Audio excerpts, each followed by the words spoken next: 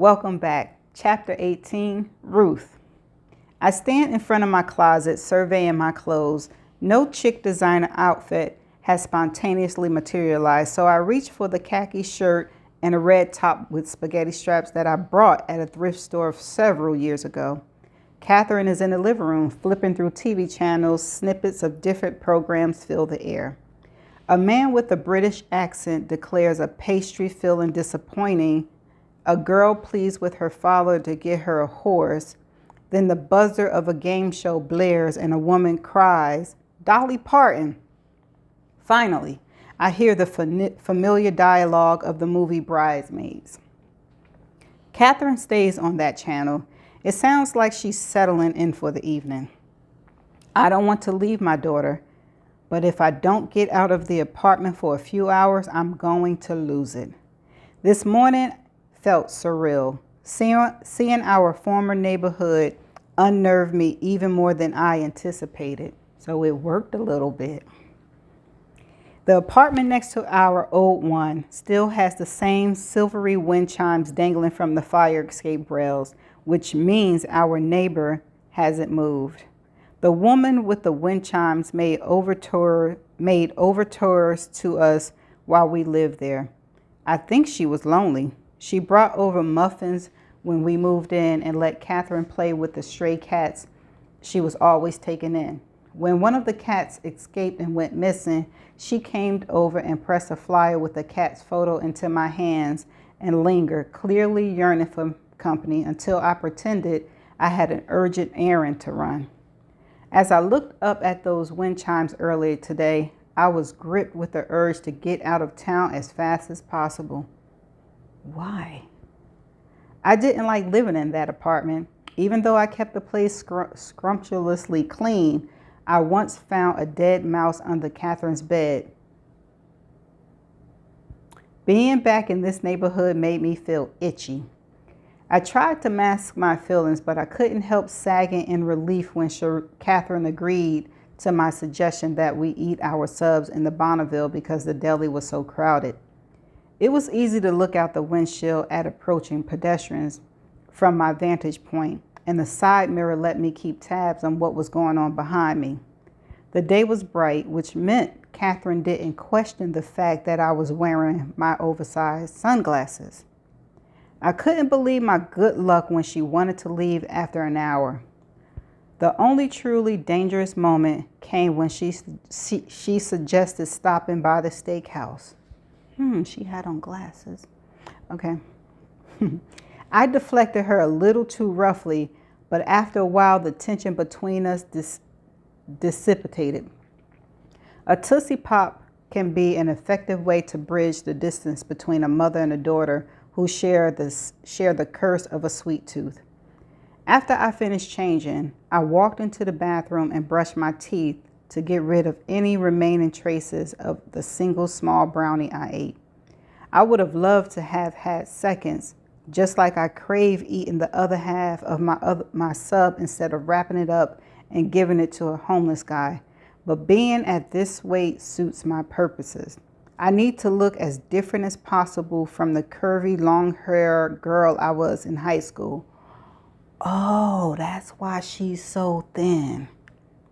The bones in my face are more prominent now, and my body shape has changed. Still, someone from my past could recognize me if they glimpsed at me at the right angle in the right light. It happened once before when Catherine was in 10th grade, back when we lived in Lancaster. It's why I felt on the verge of a panic attack the entire time we were there today. Ooh. The day I heard someone call my old name, it was gloomy and gray, with the slightest drizzle coming down. If the weather had been different, everything else would have been too. I was walking to the drugstore when a woman strolling toward me suddenly stopped in the middle of the sidewalk, her expression as shocked as if she'd seen a ghost. She must have traded her glasses for contact lenses, but I still recognized her, Rosie, the nice girl from the Palm Squad. Oh, that's why they had to leave. The last time I seen her was when she waited for me by my car with my backpack and water bottle on the afternoon coach ordered me into his office. I ducked my head and quickly passed her, kicking myself for not having on my sunglasses like I almost always did when I was outdoors. She called out my old name with a question in her voice, as if she wasn't sure it was really me, but I didn't turn around. Timmy and I became friends. He's doing well, she yelled, but I didn't even react to that. I kept walking past the drugstore, then I rounded the corner and ran until my lungs felt like they would explode. We moved to Harrisburg the next day. So she must not be too far from her hometown. Okay. Now I stepped into the living room where Catherine is curled on the couch, her feet tucked beneath her. On the coffee table in front of her is the journal she brought for me. The page is open to my entry. When she sees me, she reaches for the remote control and pauses her movie. I love it if you kept writing in this, or we could do it together. Instead of answering, I drop a kiss on her head. Are you going out? It feels like our roles have shifted. She sounds like a parent. Just for a bit, I reply lightly. Her face shudders. With Melanie? I debated lying and saying yes like I usually do on the nights like these, but something holds me back. Maybe it's because there seems to be a faint challenge in her tone. No, I need a little time to myself. I thought I'd take a walk and maybe stop somewhere for a beer. I won't be late. Catherine doesn't like my answer, but given that she went out last night, she can hardly complain. I follow her gaze as she glances down at my sandals. They're flat, but they're not exactly walking shoes. Fine. She stands up and tosses the remote control onto the coffee table. Then she heads into her bedroom without another word. I think about going after her, but I end up deciding a few hours of space would do us both good. I wind my way down the stairs to the lobby, then step outside. It's nearly dusk now, but I keep on my sunglasses. I won't ever make the same mistake again. When I'm 2 blocks away from home, I reach for my phone and set it to airplane mode. After I've walked a half a mile, I reach a little cafe with a red awning. Any customer who purchases food or drink can use the desktop computer set up at a table in the back. It's a convenient place to do my checking. I come here every month or so because the cafe is never crowded and the beer is cheap. I tell Catherine I'm meeting Melanie for drinks, or I pretend to have an occasional date because it would seem strange for a 42-year-old woman who doesn't wear a nun's habit to be celibate for her entire adult life. But I don't date. It's one more thing I deny myself, like food. I can never forget that every single person I encountered is a potential threat. Precautions rule my life. Why? If they aren't enough, I have one final plan in place to protect Catherine. I'm counting on the fact that I'll have time to make a quick phone call or send a text to Catherine. I'll tell her where to find my notebook and the fake ID I had made with her photo that's taped to the inside back cover. What?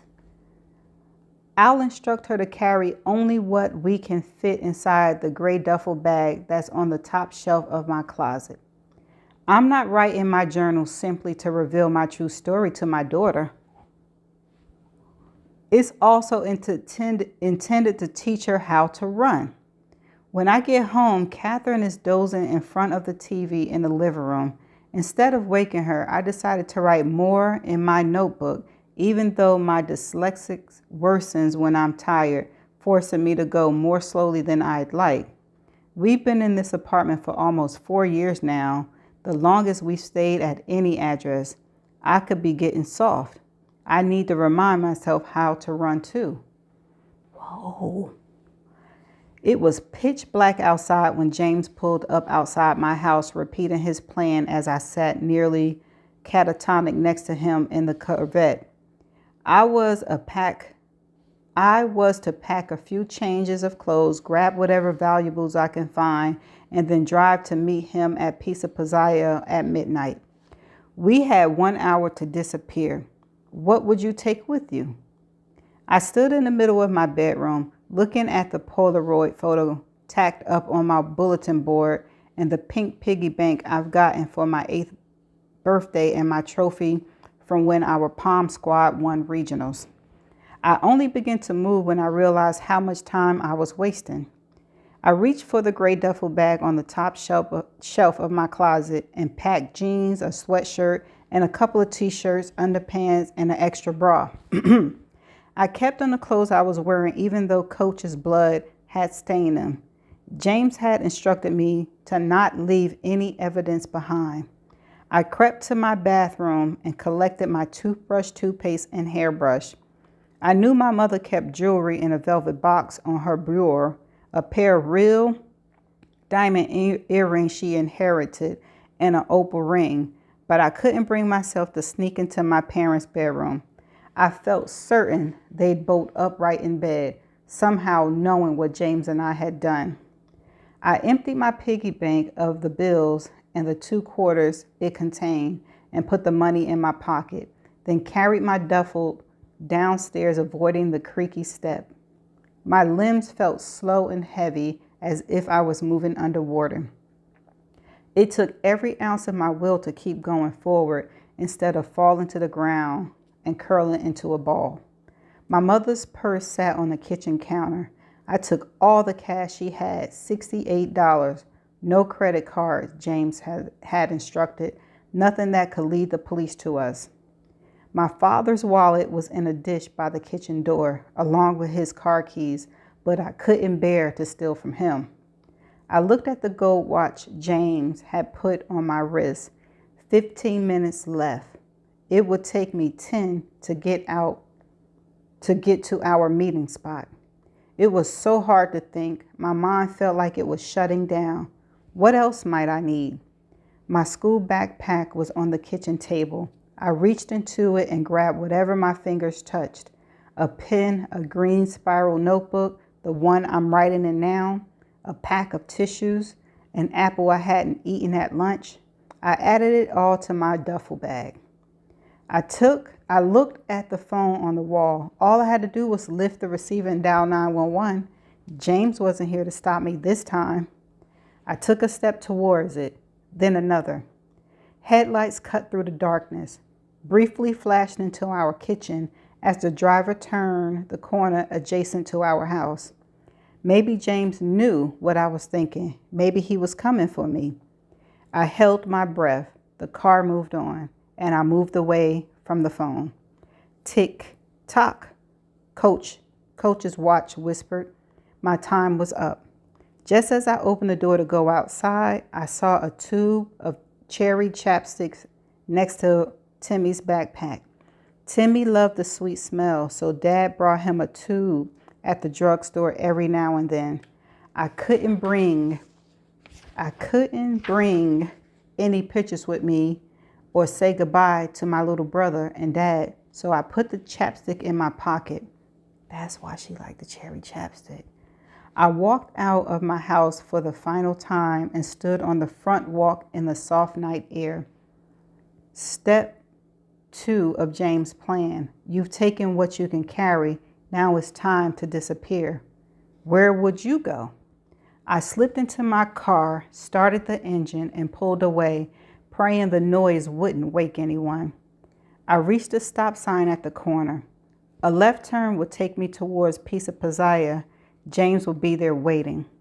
I twisted the wheel to the right. My foot stayed steady on the gas pedal, but my hands trembled on the wheel.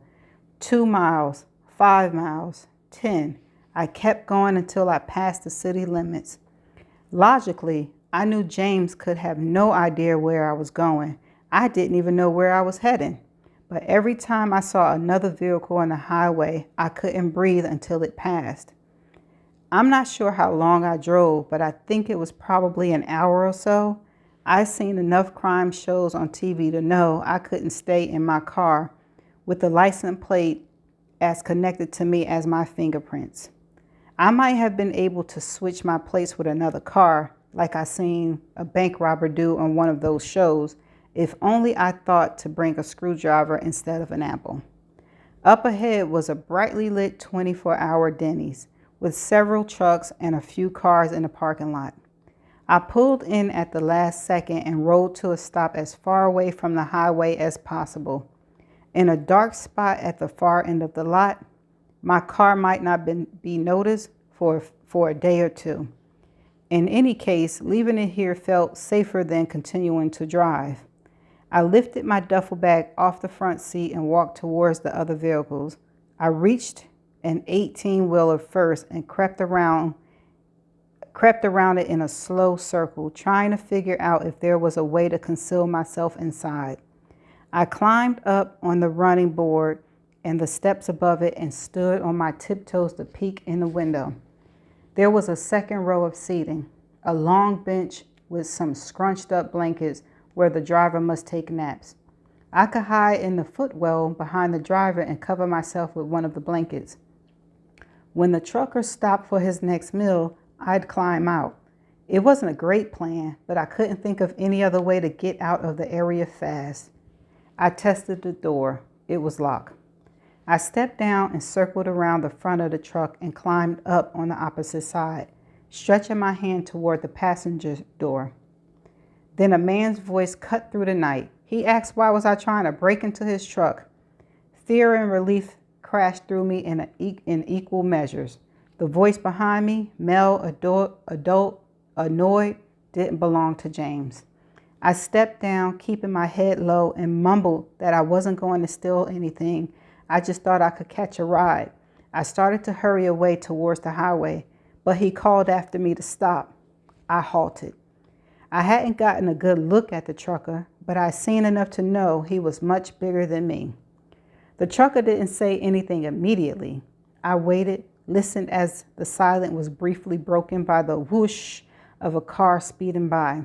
Maybe he'd let me continue onto the highway where I could try to hitch a ride. Maybe he'll call the police. It was almost a relief to have my fate rest in someone else's hand. Finally, he said that if I wanted a ride, all I had to do was ask. I turned around. The trucker was standing there, gesturing for me to climb into the passenger side. He looked to be in his late 50s, and he wore a red and blue plaid shirt. I couldn't read his expression. I needed to be gone tonight. I had to get into that vehicle. I slowly walked over, and my head still hung low. He unlocked the door, and I got into the cab. It smelled like French fries. There was an open can of Coke in the beverage holder and a half-empty roll of Rolaids in the console, and a decal stuck low on the front windshield of a young woman in a bikini sitting with her arms behind her so that her boobs popped out. The trucker walked around to the other side and began to hoist himself up and into the driver's seat. I knew this was it. If I wanted to jump out and run, now was my chance. I stayed. What could he do to me that was worse than what my mother or Coach or James had already done? My fate still rested in the trucker's hands. He settled into his seat and released a sign. Then he reached for his leather belt and hiked it down, saying he'd eaten too much. I watched him out the corner of my eyes as I waited for him to start the engine or put on his seatbelt. Instead, he turned towards me, his big arms reaching out. I squeezed my eyes shut and tried to press myself in the other direction, but the door kept me pinned in place. I couldn't breathe. All I could do was wait for his hand to land on me. I heard his voice again, telling me he just needs to get a little something out of the back. I opened my eyes. He was almost completely twisted around now, reaching towards the bench seat in the back of the cab. The trucker lifted up a tiny old chihuahua from the nest of the blankets. Her eyes seemed to look in opposite directions, and she had a vaguely annoyed air at being awoken. He told me her name was Cookie and that she usually sat right where I was. Cookie stayed on my lap the whole drive. Whew, all I got to say. Okay, so that's the end of chapter 18. So, with Catherine riding Ruth around that old neighborhood, like she said, unnerved her. So something happened there, which was the fact that she ran into Rosie, which says that she's not far from home, her original home. And she said that Timmy, she's friends with Timmy. So Timmy as well. But that was when they had lived in that place and then they had to move real quick. Woo, child. So now between her and Catherine and Ruth, I'm still confused on the dynamics of their relationship. It sounds like it's getting strained by the minute because of what Catherine now know. And what else was I going to say? Darn it. It was something else in this chapter that was like, ooh, what else was it? Darn it. I can't remember. But it was significant. And I said I was going to remember it. Well, I'll see you in chapter 19. Bye.